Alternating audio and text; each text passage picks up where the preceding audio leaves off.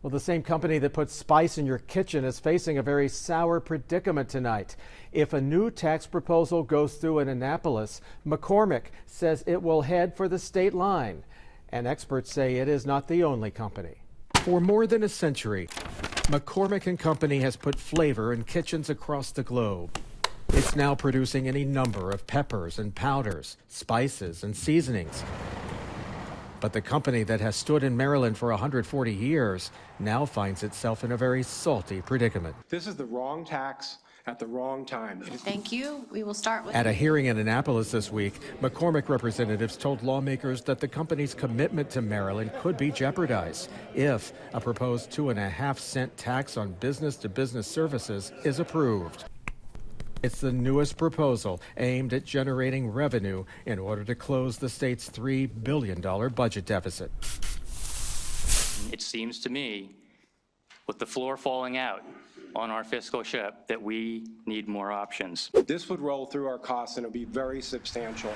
So substantial that McCormick representatives assured lawmakers that the proposed tax would force the company to move much of its operation outside of Maryland. We would take a very careful look and we'd have to say on the increment, does it make sense to have this extra cost just to be here? Any element of our business that's not related to actually the physical plants could be moved.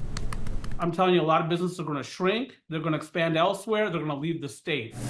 For the longest time, McCormick was one of only 3 Fortune 500 companies in Maryland.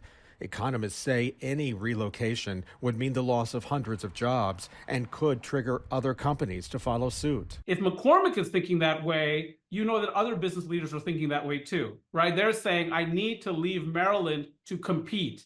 And that is the wrong message at the wrong time. But we're our own worst enemy. We keep hurting ourselves with too much regulation and far too high tax rates. But economist Annapolis says any move by McCormick would cripple the state's efforts to attract new industries. We need to become more appealing to business, and this is not the way to do it.